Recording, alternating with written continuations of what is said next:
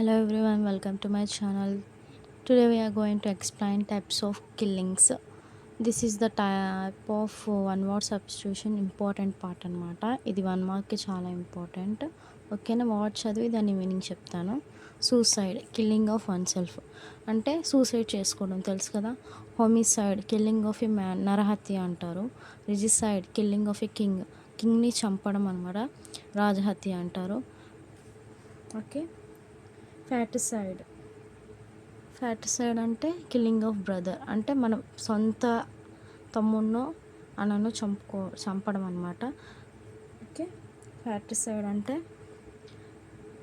Killing of ఫాదర్ని చంపడం. మ్యాట్రిసైడ్ అంటే కిల్లింగ్ ఆఫ్ మదర్, తల్లిని చంపుకోవడం. ఇన్ఫాంటిసైడ్ అంటే శిశుహత్య అంటారనమాట.